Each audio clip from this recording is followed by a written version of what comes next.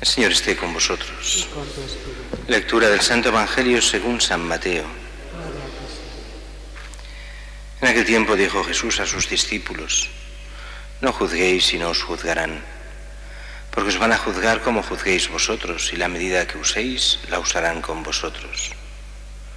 ¿Por qué te fijas en la mota que tiene tu hermano en el ojo y no reparas en la viga que llevas en el tuyo? ¿Cómo puedes decirle a tu hermano: déjame que te saque la mota del ojo, teniendo una viga en el tuyo? Hipócrita, sácate primero la viga del ojo, entonces podrás ver claro, entonces verás claro y podrás sacar la mota del ojo de tu hermano. Palabra del Señor.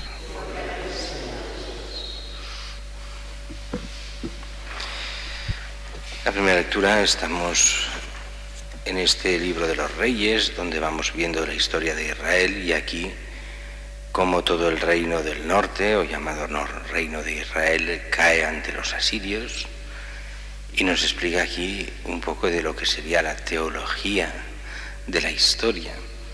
Cae por los propios pecados, pierde su libertad precisamente por la corrupción interna y por el abandono de lo que Dios quiere para el pueblo, y especialmente por el problema de los políticos, de los que mandan, de los gobernantes, que son los que influyen más en el pueblo y los que destrozan más la sociedad.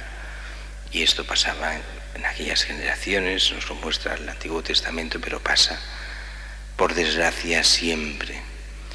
Los que mandan se ponen como si fuesen dioses a hacer lo que quieren y a destrozar la moralidad y la fe del pueblo. Y eso que hacen los gobernantes después pasa a los gobernados.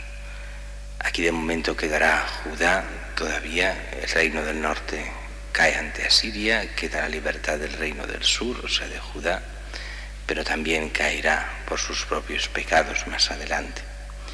Mientras que el Evangelio de hoy continuamos el Sermón de la Montaña, la parte moral especialmente del Evangelio, y tiene como dos aspectos diferentes aunque unidos. Nos dice: no juzguéis y no os juzgarán. Cuando se habla de juzgar en el sentido evangélico quiere decir no condenar. Existe lo que podemos llamar en sentido moderno el juicio del entendimiento. Este juicio en sí es bueno. Se nos ha dado una inteligencia para juzgar, o sea, de ver la diferencia entre el bien y el mal. En este sentido, juzgar las obras propias y la de los demás es correcto, siempre que no sea una condena de los otros y siempre que haya un juicio previo, el juicio de mis acciones.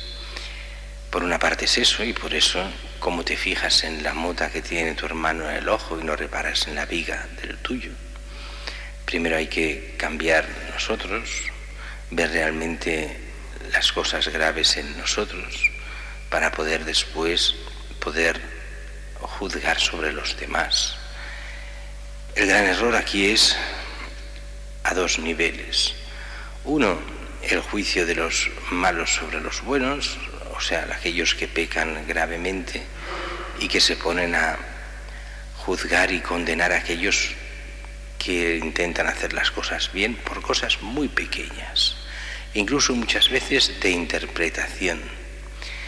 Es muy difícil juzgar los hechos de los demás sin conocerlos bien y por qué hacen las cosas. Por eso aquí se nos pide prudencia.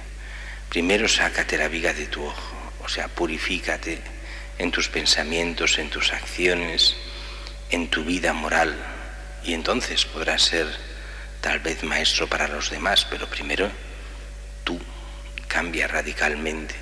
No te dejes llevar nunca por el mal, sácate la viga que llevas en el ojo. Y además has de saber que te juzgarán como tú juzgas a los demás. Y si tú eres sin misericordia con los demás, lo serán también contigo.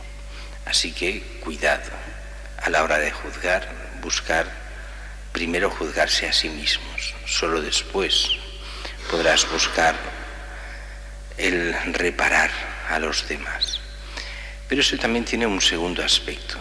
y es el de tantos y tantos cristianos que realmente no se dan cuenta de lo que hacen y que estamos aquí en el mandamiento del amor al prójimo. Y cuando tratan con el prójimo van a buscarle cualquier defecto. Ellos a sí mismos no se los ven, ni quieren vérselos. Esto, por desgracia, hay un tipo de cristiano, también de no cristiano, pero de cristiano lo hay, que es muy desgraciado en esto.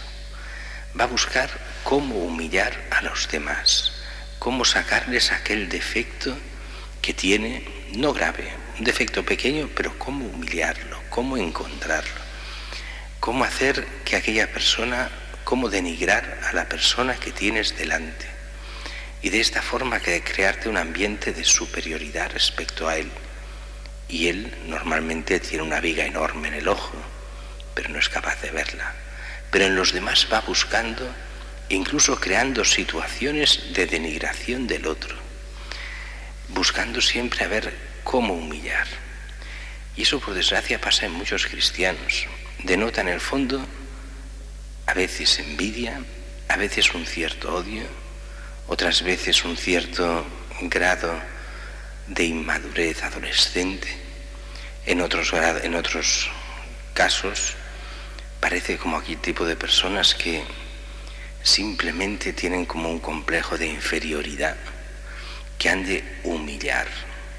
Y eso, por desgracia, se encuentra incluso a veces en sacerdotes, incluso a veces en obispos, que van a buscar, y cristianos, que van a buscar esta paja, a veces incluso donde no está, de forma que crean situaciones para que aparezca esta paja que no existe. Pero el caso es humillar al otro. Y no se dan cuenta de que ellos que se creen, estas personas, o que nos creemos a veces buenas, que buscan la verdad y tal, en realidad están cargadas de odio, están cargadas de maldad. Y aquí no se dan ni cuenta. Y eso se ve mucho en el trato con los demás, cuando hay las burlas, cuando se busca, cuando se juzga a los demás, y sobre todo a la gente buena, que se le busca humillar. Y eso, por desgracia, pasa, y pasa mucho en nuestra sociedad e incluso en nuestra iglesia. Incluso en algunos ámbitos de iglesia esto se hace muy a menudo. Esta humillación gratuita, este querer burlarse del otro, buscarle los puntos débiles, el crear una animadversión, pensándose que uno así es gracioso, que uno así es superior al otro, y normalmente lo que hay detrás es un sentimiento de inferioridad que busca solo el mal ante el otro y no ha entendido nunca lo que es el amor al prójimo. El amor al prójimo es toda otra historia. Por eso primero nos hemos de estudiar cada uno de nosotros, buscar realmente todas las vigas que llevemos en nuestros ojos y que siempre tenemos aunque no nos demos cuenta, y por eso nos hemos de ir purificando día a día para de esta forma poder amar a Dios y al prójimo y no ser de esos que van por la vida denigrando al prójimo y basta, sino de aquellos que buscan el bien para nosotros y para todos los hermanos.